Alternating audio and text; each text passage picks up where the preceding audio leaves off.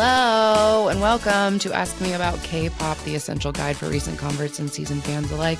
My name is Shannon, and I am joined by my bestest pal, Angelica. Angelica, how are you today? I'm great. Ready, as always. Wonderful. I apologize for my still sick voice. I hope it is nice and sexy and not annoying. It sounds exactly the same as your regular voice, Okay, good. so don't worry about it. In my head, it sounds terrible. All right. So today we're getting back to basics. We took a little detour last week to do to do some fun K-pop gossip, but we're back to basics today and learning about how the K-pop world works. Well, don't say that like it's boring. It's not boring. It's not boring. Well, we promise to make it fun, but it's back to education time. So take out your notebooks. No, don't. Get ready for a test. This is all like very boring. A lot of this is like business stuff that's boring, and I skipped it. So we'll figure it out. Okay. Today we're going way to the top of the K-pop pyramid to figure out how it all works. And we're talking about K-pop companies, entertainment companies. This is definitely, I feel like, a different business model than the way that the entertainment world works here, where you might, sign with a record label, and then that record label is responsible for, putting out your CD. Mm-hmm. Maybe they'll help with the tour. But like you have a manager and maybe you need to get your own song. Like there's just kind of a lot of... I think here, honestly, I know so much less about the way that the American music industry works, but I know that like artists here will have a contract with a specific record label, but that record label does not necessarily manage their events. It doesn't organize their concerts. They might have like a different company actually publish the records. Right. So there's just a lot of people, a lot of different people involved, a lot of different factors. Whereas in South Korea, they seem to be very into streamlining businesses in a way that just seems like a crazy monopoly when you like look at it. But I guess it works. And also, as we mentioned in our trainee episode, like these groups and idols, whether they're solo or in a group, like they train with a specific company. So these companies are truly in charge of every aspect of this group's career. Your average South Korean entertainment company acts as the record label, the talent agency, the music production company, the event management, concert production company, and the music publishing house. They do absolutely every part of it. Bigger companies are not only managing idols, they also are managing actors, dancers, models, comedians, TV TV personalities, news announcers, like whatever. Anybody who's like going to be seen in an version entertainment of celebrity. Yeah. They like manage all of those people. So it's a lot of people like working in the same building for the same goal of like, promoting your artists, but doing it all yourself, I guess. Like, it's all being done by one entity. Which I guess, helps people get real rich or like focus your vision or whatever, what have you. So there are three main companies that sort of rule the music industry. And they are known as the big three. Which we have mentioned before, We have. And these three companies are SM, YG, and JYP. Like literally alphabet soup. They're all just acronyms. Yes. So where should we start? Which one of the big three do you want to learn about first? Because I don't know how to rank them. I don't want to like show any favoritism. We have a favorite. Our favorite is SM. So let's start there. Okay, great. So here are some straight up facts about SM. Stop me at any time if you have any questions or whatever. I will. Okay. So they were founded in 1995 by Lee Soo-man, who had just returned to Korea from studying at Cal State University, Northridge. He was not a performer. He didn't have any, talent, as we'll see with the other two founders. Like he didn't have any like aspirations of being famous. He just like wanted to have an entertainment company. He just wanted to be a mogul. He's a showman, like Hugh Jackman in The Greatest Showman or whatever. He like wanted SM showman. Yeah, pretty much. So in 1996, he debuted his first group, which was HOT, and they are like the quintessential first K-pop boy band. They are like The New Kids on the New Block. Kids on the Block is exactly what I was going for. Like they are the first boy band. Yeah. So And they were hot, hot, hot. yeah, popularity wise, they dressed like idiots. No, that was supposed to be a pun because their name is H.O.T. Right. Hot. I feel like just because I read it hot, that I wasn't like getting you. Cold medicine. Okay. What a flop of a joke that was. I'm so embarrassed. I'll put in a sound effect later. Where's my laugh track? Okay. So SM sort of has like a reputation of just like strings and strings of hits. So like he does HOT in 96. Then he immediately debuts like the first girl group, SES, who we talked about last week. Then another boy group, Shinhwa. Then TVXQ, then Girls' Generation, Super Junior, Shiny, FX, EXO. Like, I feel like SM mainstream popularity. Yes, there we go. SM is like the most popular things tend to be like SM things, and I guess that sort of makes them like the jocks, the jocks and the cheerleaders or whatever. Like the most popular kids at school. Yeah. I was gonna say they're like the Mickey Mouse Club of it. Like they're the ones that are churning out all the famous names. Yeah, pretty much. So that's like kind of their thing, is that they've put out all of these like super popular groups. But another thing that they're famous for is having a lot of contractual disputes. Like that's SM thing, like popular groups, but also like court battles. That's what SM is doing. And we'll do we're not going to really get into those court battles now because there's so much. We want to dedicate an entire episode to contract disputes, right? Because it is fascinating and there's a lot to talk about there, right? So we're sort of just covering like the names that you should know at this point. Yeah. Let's see, some interesting like fun facts about SM Town or SM. SM Town is like what they call themselves as a collection. We'll discuss that all three of these groups have kind of like a name that they go by. So SM Town is like the SM. It's like the community. Yes. It's also a concert tour that they do with many. So like not necessarily all, but like many, if not all of their like heavy hitter groups will come together and do like a concert all together with like like 2 or 3 songs from each group. And that's called SM Town. Yes. And where I was going with that is that in 2011, SM Town was the first Asian artist to sell out Madison Square Garden. Yay. So that was like an accomplishment that they made. We've mentioned a documentary called I Am before, and that is actually about that concert as well as it is about like SM in general and sort of the K-pop model overall. Another interesting thing. So the thing with all of these big 3 groups, if you are the kind of person who understands like business acquisitions and corporate structure, there is a lot to dig into here that I'm sure you would find fascinating, but it hurts my head and I don't care and I don't. But all of these groups have like a million subsidiaries and a lot going on. But one of the things that SM does is they have like a creative arts division that does like puts on musicals.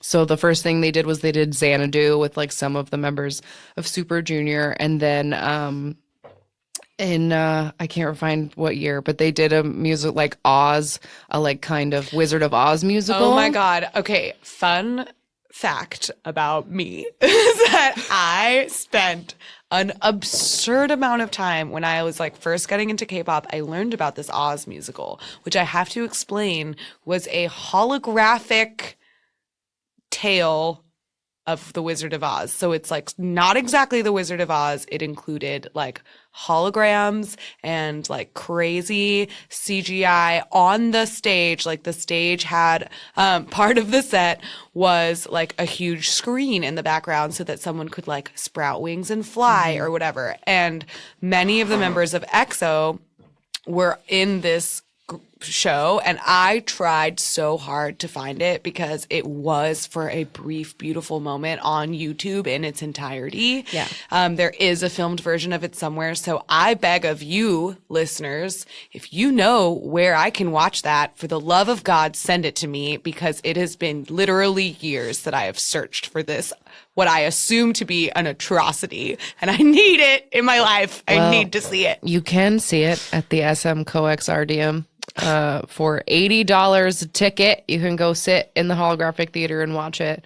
I have been to the SM Coex RTM, which I was going to bring out as one of the fun facts about SM, is at this mall in Seoul. It's called the Coex Mall. They have this giant, like, 5-story SM building that you can visit. It's mostly a gift shop and a cafe that serves overpriced cupcakes that have, like, shiny cutouts on a popsicle, like on a toothpick on it. And I paid like $30 for a coffee and a cupcake when I was there because I had to. But they have a theater upstairs where you can watch their holographic concerts, including the Oz one. But the tickets were steep, and I could not convince my dear husband to pay that and sit through that. But when we go, girl, when you and I go, we'll shell out the money to see like a full holographic concert.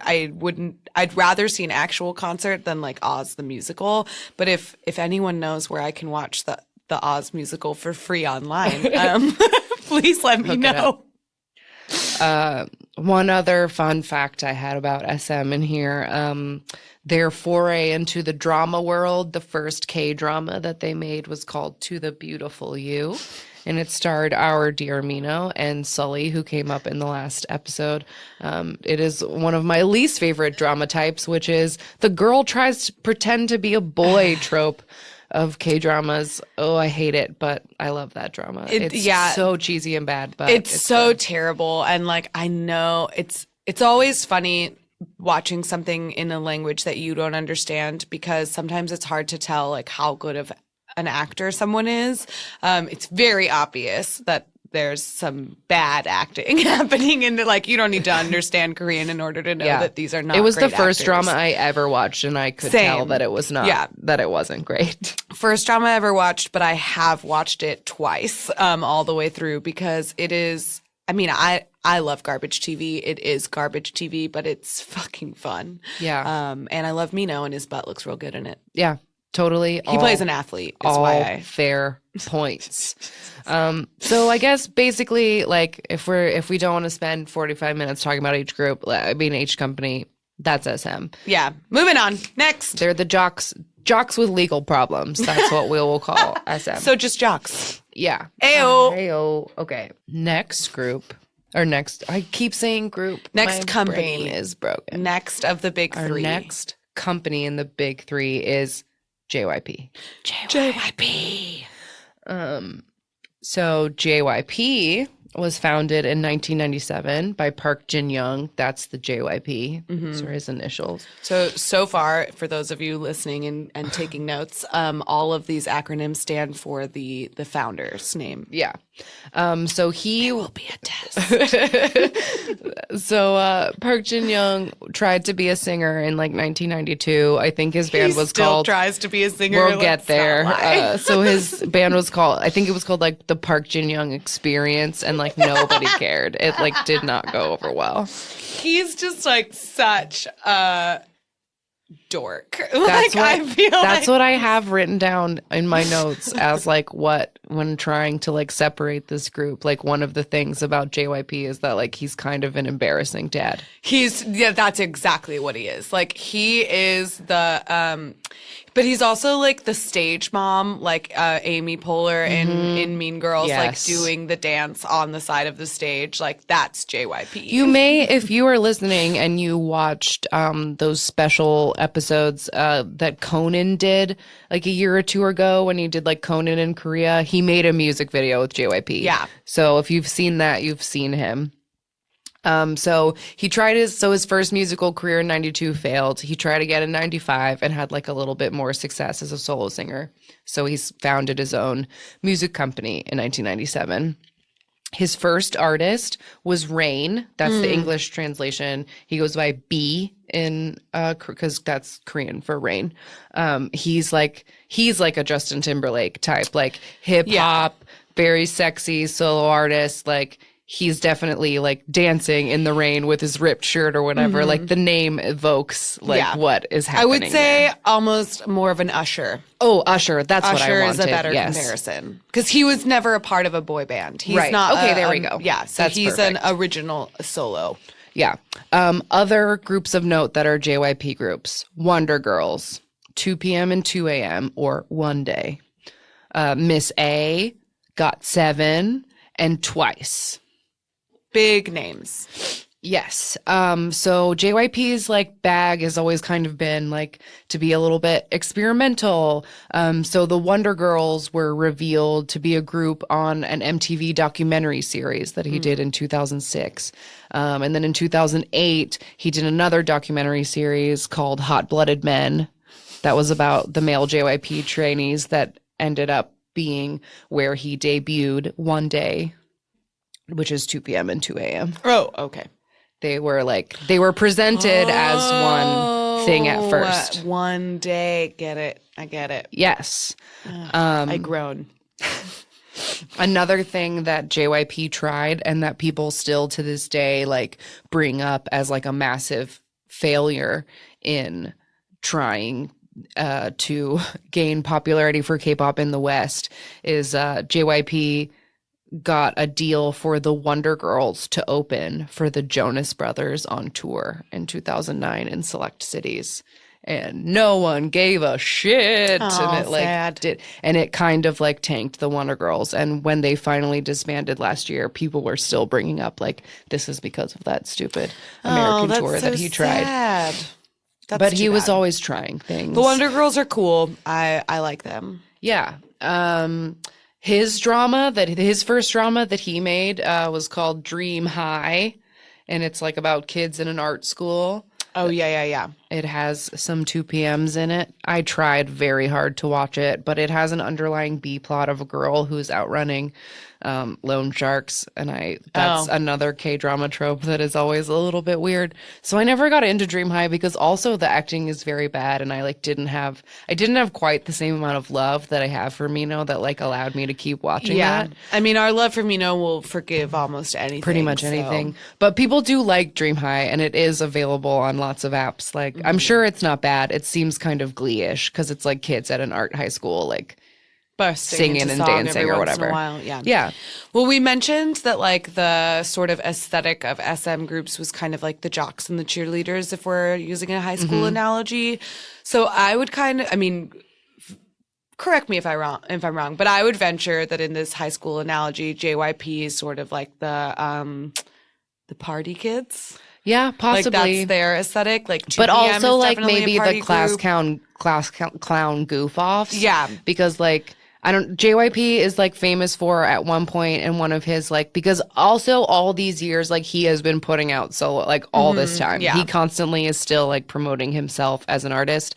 And in the early 2000s he wore see-through plastic pants with like little green underwear under them, and everyone was like, wow, what will this guy do next? Like he's so zany. But like it's embarrassing. But they also make like sort of edgier like party music. Yeah, I think in comparison definitely. to SM, There's like something there's a 2 fun PM and Blackpink, like, you know. Yeah. They've got a party crew kind of in 2000. vibe. So yeah, in 2015, JYP did a reality show that we brought up in like our very first or second episode, 16, which created the group Twice, which is a right. girl group that is like on the top of the game right now. Like everyone loves Twice. So that's like JYP. Their reputation, I think, like we mentioned earlier, is that like the artists for JYP get paid well. Yes, that's what they're really well known for, is that like if you want to make good money as a K-pop idol, you should be at JYP. Yeah, he pays his people well, but he doesn't, like, I feel like they're not always like the most successful, but he's always hanging in there. They're like, kind at of the like top. the B team. You Yeah. know, like Like- they're JV. Yeah, they're not varsity. like, and it's not embarrassing. Like they're still hanging in as like the top groups out there, but like everyone's just sort of waiting for him to like ruin this Twice thing because it's the most like crazy success that he's ever had, like with putting something out. Like Twice is so big. Yeah, they are really huge. I'm not a fan, but we can go into that at a later date. I was gonna say if you would be interested in learning or seeing this dude's personality in person, you could check out his show Party People, which is a pretty cool concept for a TV show. Actually, it's like it's kind of like a live concert / interview show. Yeah. Where like JYP, it's called JYP's Party People, and several episodes can be found on YouTube, if not all of them. But so he has like different artists on each episode, and they are on a stage like in front of a live audience, and they do a short interview where they like also have drinks. Yeah. There's Cocktails and performances involved in that. and it's so fun. it's like Watch What Happens Live if people were like Yeah. doing performances like at the same time. Yes. So yeah, that's JYP, like slightly embarrassing dad, but artists get paid well. 2 fun facts about JYP that I've always like enjoyed, or one is something that you should know, listener. There is no JYP music on Spotify. Oh, yeah. Because he's a smart businessman. He pays his artists well. And Spotify doesn't pay anybody. So that's been a bummer for me as like a K-pop evangelist, and like even for this podcast. Like I would love to make y'all like playlists or to have playlists for each episode or whatever. But there's a huge chunk of K-pop that isn't on Spotify because it's not on Spotify. JYP ain't no fool. And then my other favorite fun fact about JYP is that part of idol training at JYP includes comprehensive sexual education. Love it. Love it. He's a smart man. He is really smart. He's a goofball, but he's a smart man. There are other K-pop companies that are like plagued with shotgun weddings. So like he knows, teach your damn kids, and then If you're won't. gonna have sex, have it safely. Yeah. So good for him. So that's JYP.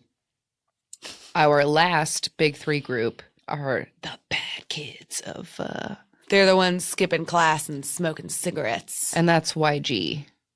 The YG family. Oh, I forgot to mention JYP's is JYP Nation. So we have SM Town, JYP Nation, and YG family. That's like how they all label themselves.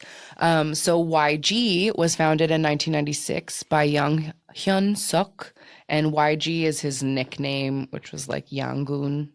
So that's where the YG comes from. And he was in the very first K-pop group that ever existed, the fathers of K-pop as we know it today, which is they were called So Taiji and Boys, or So Taiji and the Kids, or like it's Depending on the it's been translation. translated a bunch of ways.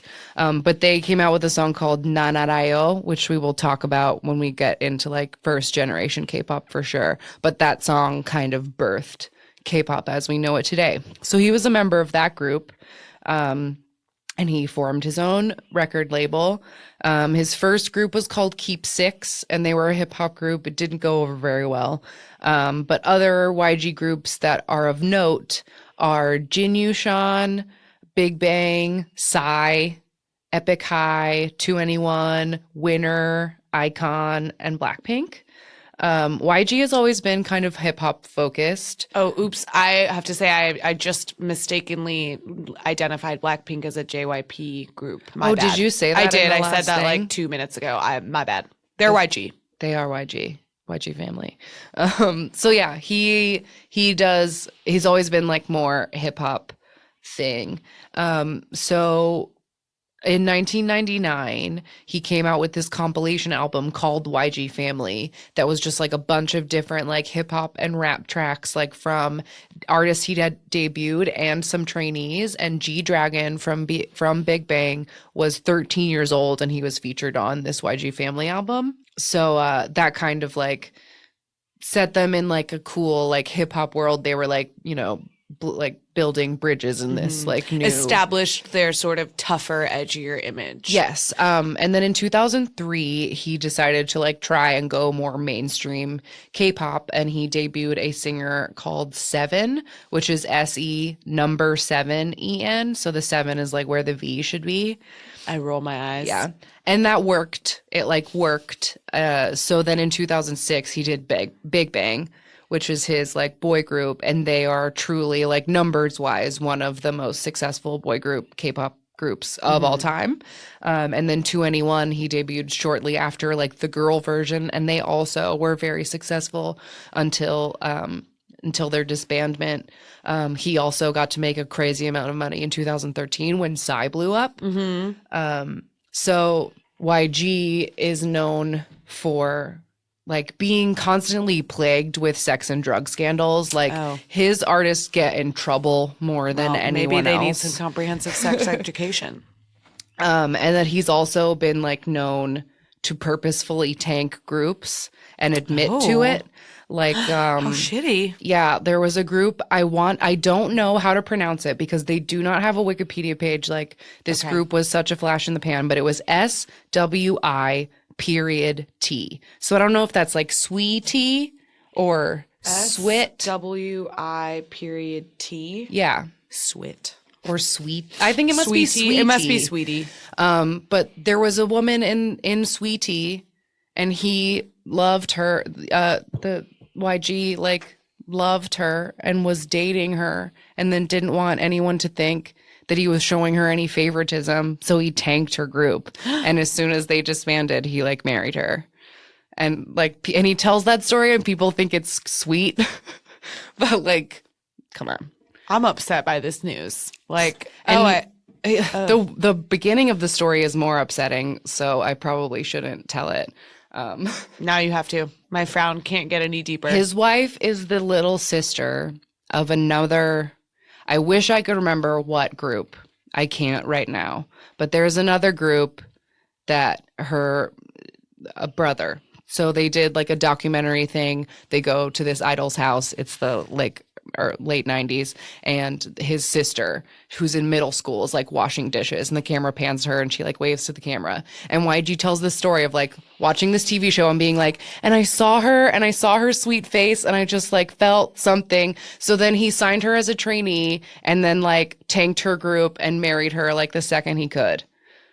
And he's like much, much older than her. And Helga's like, she bent like all the way back in her chair. She's very upset right now. That's horrifying. That's horrifying news. Yeah. So this is like bordering on some pedophilia here. Like, let's move on. Yeah. So anyway, that's the thing with YG. They're like the bad kids, but they make money. And Perhaps they're a reflection of their father. Perhaps they are. He recently is the judge on a reality show he created called Mix 9, and he got in a lot of trouble like the whole time the show was airing because he's so mean to his trainees that everyone was like, why is he so mean? He doesn't need to be so mean.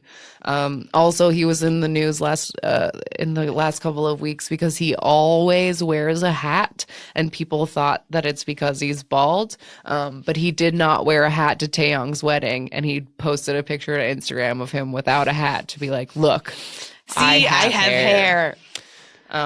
So yeah, so that's the big three. Those are like the dudes that are at the top of their game, but that's not everyone. There are plenty of K-pop artists under smaller labels and some labels that are like coming up on these other three and could like take them over. And I asked you to do some research. Yes. So what do you got? So I girl? have quite a few. Okay, so I'm kind of going to start from like biggest to smallest. Only in the sense that like I'm going by their number of successful artists, number of like most successful artists, and like most recognizable names. So the first one that I'll mention is Cube, and they are. I just want to throw this number out there to like give you a sense of how like this is not a small company. Like this is a company whose net worth is $22.3 billion. Like they're very successful. They're just not a big three. I would argue that they're maybe like in the top 5. But so Cube is an entertainment company that, they're famous for having 4 Minute, Beast, A Pink, BTOB, and CLC. We've mentioned 4 Minute, A Pink, and CLC before. They also, I'm actually intrigued. I have to ask you this because Cube, Rain is currently on Cube. Uh-huh. You mentioned Rain earlier. Yeah, that's the weird thing too, is that like trying to like, again, with like group changes and whatever company changes happen a lot too. Mm-hmm. So like YG didn't have Sex Kiss like yeah. one of the other like very, very big early K-pop bands. They were with a different company that folded and they ended up at YG. Like that happens too. Okay. Because sometimes companies like just do not make it and they fold, but their groups, they have like a group that's worth a damn.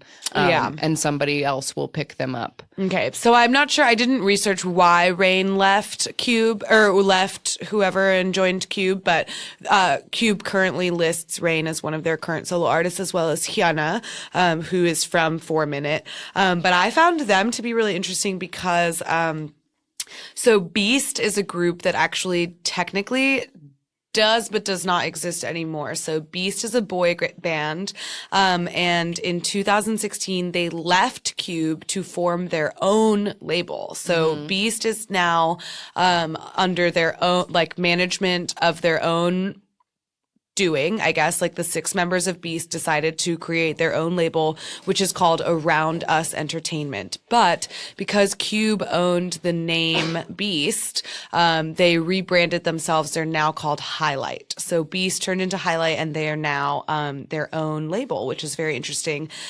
They are the only artist under that label. So good luck, boys.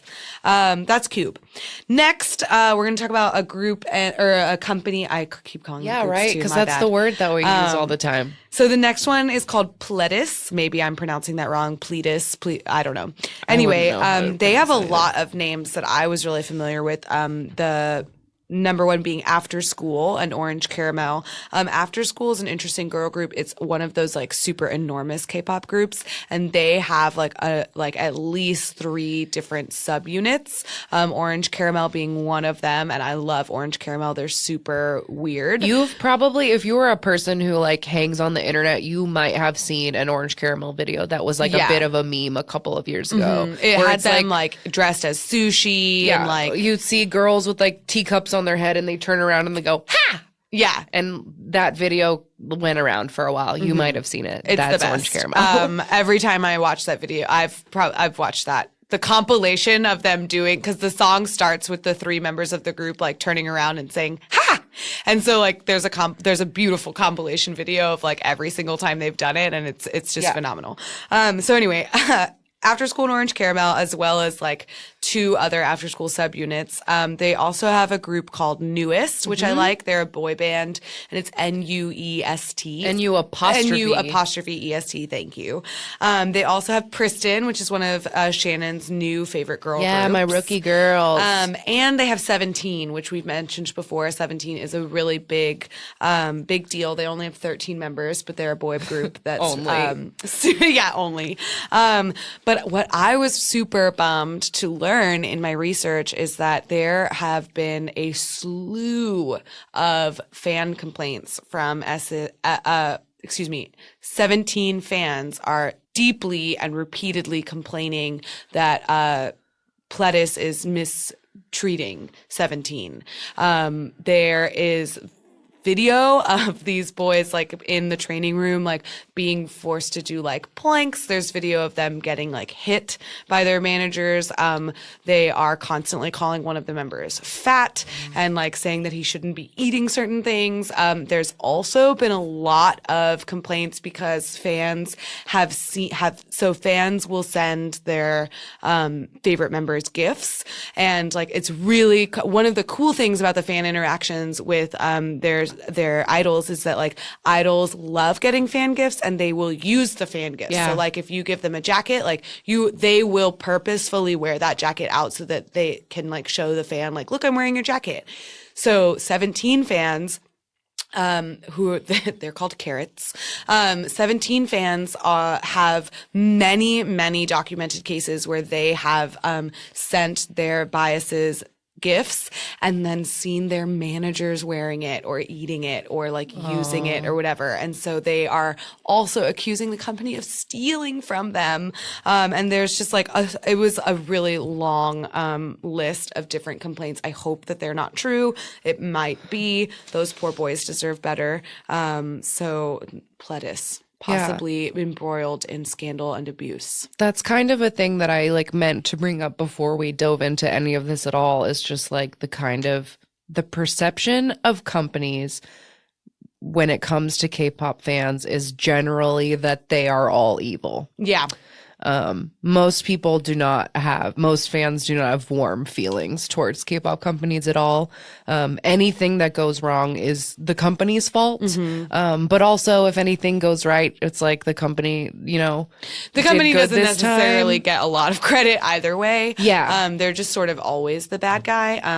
Just whenever it's convenient. Like in our last week when we were talking about dating scandals, it's like when the company confirms a date, like that someone is dating, the company's lying. But if they say they broke up, the company's telling the truth. Or if they don't say anything at all, then it's like, why didn't you try to get a handle on this? Like, the company can't do anything right.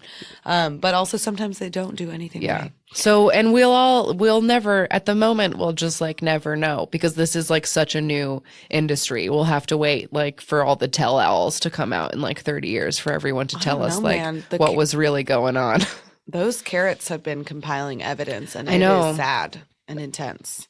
There's like videos and photos and like there's lots of stuff in all the SM court documents as well as like when all the EXO stuff was going on. So like might not. We'll talk about that later. I had a lot of things to say about that, but I will hold my tongue and move on to the next company, which is called Starship. Starship used to represent Sistar. They are a beautiful group that no longer exists. They also have Monsta X and Cosmic Girl, but they mostly represent actors.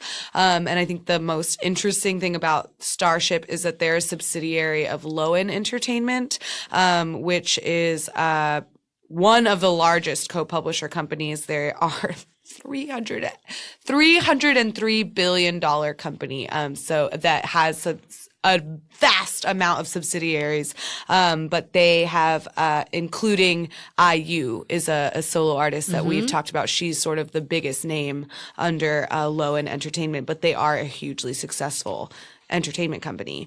I'm going to move on because there like wasn't that much about Starship. They just sort of like, they mostly rep actors. They're not that interesting. One of the groups one of the companies I really liked is called FNC. And the reason I like them is because their name stands for Fish and Cake. Oh my God. Isn't that cute? I thought that was adorable. They represent, two K-rock groups. One is FT Island and the other is CN Blue. I'm personally not a huge fan of FT Island, but I do love CN Blue. They also have AOA, which is a group we mentioned before in our dating scandals. But FNC, kind of like Starship, mostly represents actors and comedians. They represent Gukju.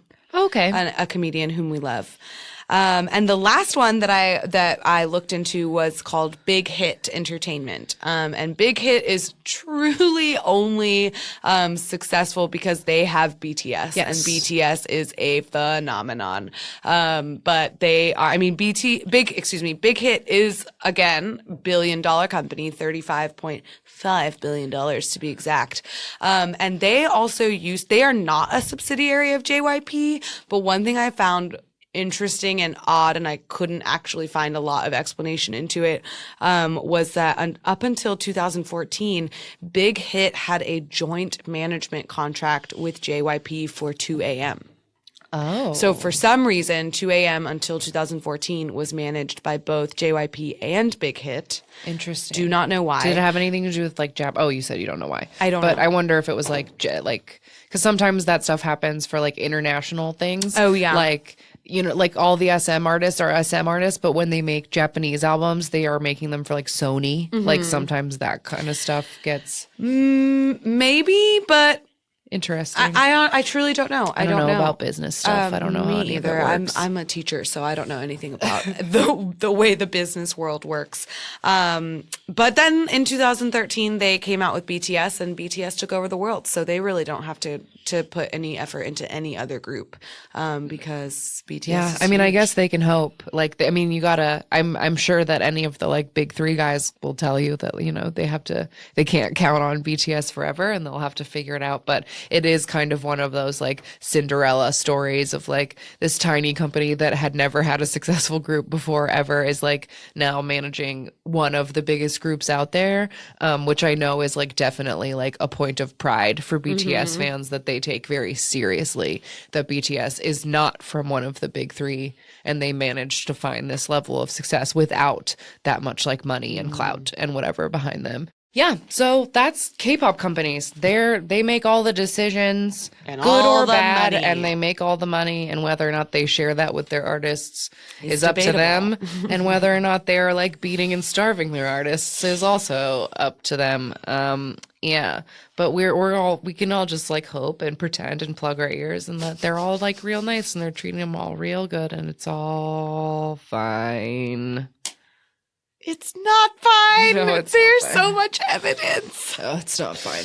It's so upsetting. We gotta do like a whole episode that is called like the dark side of K-pop. Yeah, when we I know. get I real want to depressed. save on that. I want to save but it though. as a disclaimer, that is an episode in which I will be drinking during. So Because we're trying to just, this is our fun I will need thing. to be it's our drowning fun my thing that we sorrows. like, but of course when we has a acknowledge dark side. the dark like all underbelly. things. Okay. So yeah, that's K-pop companies. That's now you know. And now you know. And now you know. All right, it's time for our little random game. We will be right back with that in just a moment. Okay, our group for this week. I am very excited about this. It's the first time we've had a boy group come up, and the first About time. time. This is like the group to get. So we are going to be talking about HOT. HOT. We brought them up earlier in the episode, and they are who came up on our random game. So HOT debuted in 1996, and they were like the first The new kids on the block first boy band. from SM. According to Wikipedia, Lee Soo-man from SM polled high school students to find out what they would want a pop group to be like, and then he made one. And then that's what he used to build this group. He found them at amusement parks and dance contests. And auditions. One of their members is actually from LA. So interesting that the first real K-pop group actually had an American member in it. Yeah. So their first debut single was called Descendants of Warriors on an album titled We Hate All Kinds of Violence. Which I just have to giggle at because that's like the cheesiest fucking thing I've ever heard. But whatever, have a message in your music. It's about schoolyard bullying. So Yep. they were trying, they were doing something. And their first like big single, which is what we're going to watch as our video, was called Candy. and that's what put them on the map, really. Yes, it did. And they had crazy fashion. They wore like really, really oversized clothing, like giant hats and ski goggles and like just like really big clothes. And that was their whole thing. And HOT like began the K-pop fan culture that we like know today, but like to a crazy degree. Yeah, like what is that? Green Street hooligans or Yes. whatever, like fighting in the streets There were over your brawls. favorite group. Like that is what happened with HOT. There was their rival group was called Sexkies, and they were like on it, like as we mentioned earlier in this very episode, they were from another company, and then eventually they were YG, I think. But so fans would like go literally toe to toe with the rival fans to like argue who was better. Who was the better group? And it was a real big deal. And they were a group from 96 till 2001 when they split over contractual disputes. Again, Yes. SM and their contract disputes. We'll talk about that later. But their disbandment was so controversial that their fans, through widespread protests, they blocked roads, they threw rocks at the company. They were like absolutely furious that the company was not able to come keep to their an agreement HOT together. with HOT. And of course, like we mentioned earlier, like the company's always the bad guy. In this case, I think they truly were. It said on Wikipedia that the group was only making about $10,000 for every 1 million albums they sold.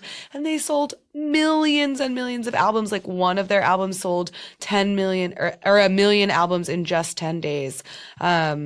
And that was in like the 90s. So that's pretty impressive. They also played a concert with Michael Jackson. Like they're the first group to ever play at the Seoul Olympic Stadium, which had a crowd of 72,000 fans. Like they were a big fucking deal.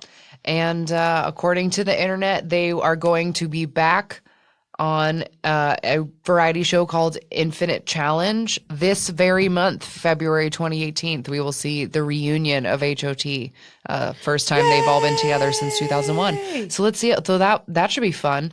All right. So now we are going to watch the Candy music video from 1996. I can't wait to see this. I do apologize in advance to anybody listening. The sound quality is probably not going to be what you are used to because this is a 22-year-old video. Mm-hmm. All right, here. Pre-YouTube. We go. Okay. Is the video they look so little.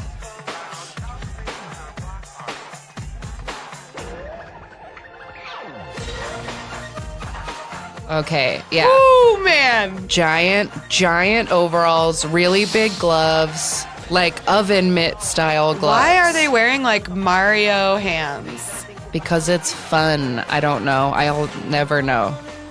Oh, we got a white girl with like short blonde hair. Oh my God, like but that white girl is like 10 years older than all of them. They look like babies.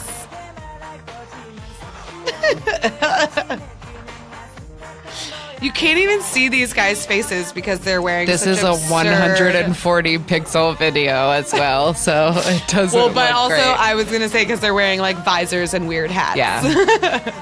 Giant visors with ski goggles and like dreadlocks popping out of the top. They're dancing like babies, literally like, oh my goodness.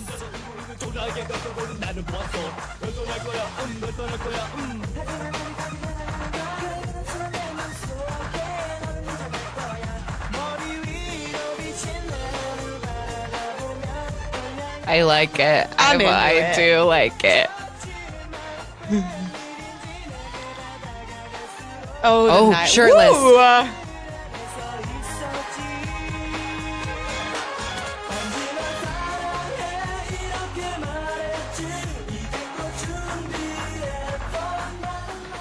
The white girl is just like sitting in a chair, like staring dead-eyed at a wall. It's very weird. I think we're supposed to assume that she is watching them dance. Oh, okay. Okay, now we've got like VHS, like, they're we have behind the scenes footage of this video. Oh my God. The fans. That fan was just hanging out of a window trying to get an autograph, which she did receive.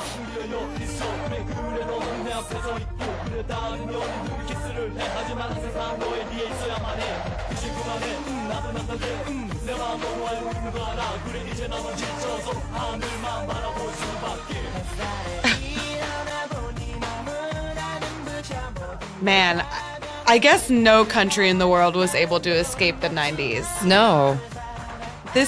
Everybody had to have them. Oh, there she is. I was just about to say that she has not been in a shot with the group, but now she is. She looks a little uncomfortable.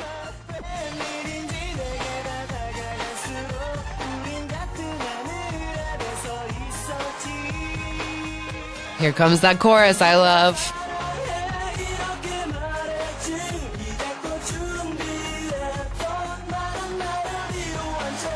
This would have absolutely fit right in with whatever I was listening to in 1996. 100%. It's perfect.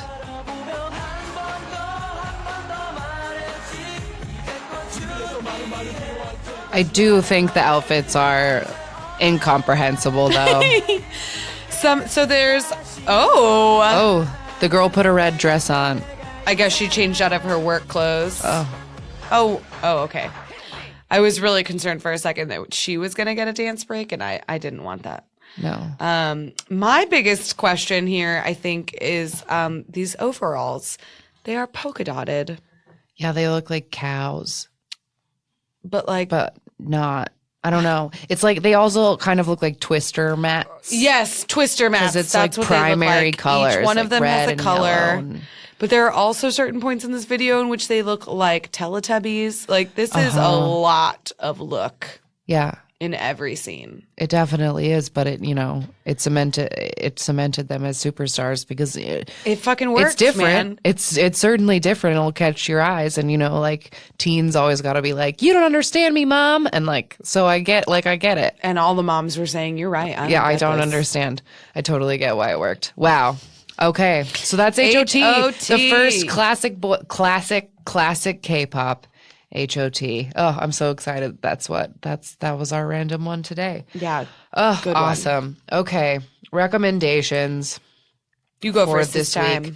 I don't even know what. I was trying so hard to think of something today and nothing was coming to me. So a song I heard in the car on the way over and a music video that I like is GOT7 Just Right. Good one. Love that song. Boy band song from can't be more than 2 or 3 years ago now. Just a nice song about hey girl, you're pretty, you don't need all that makeup and I think you're great.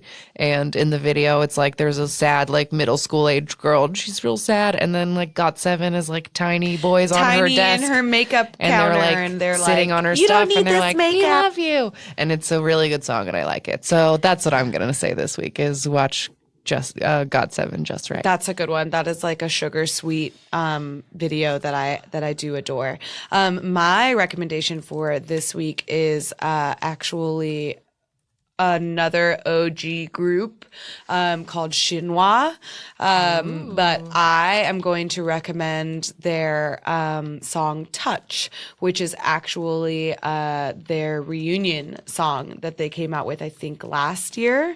And it's a great song. I have not seen a music video for it. I don't know if there is one, but I did see a really excellent live performance. And so that is what I would like to recommend, because it's really, for me, it's great to see these groups that, Backstreet Boys is on their whole reunion thing, and quite honestly, the videos of the Backstreet Boy reunion tour made me die inside a little bit. And then Shinhwa comes out and they sound great and they look great and they're still dancing phenomenally, and now they're just all DILFs and I'm into it. Definitely. So, Shinhwa Touch. Great. Love it. Awesome.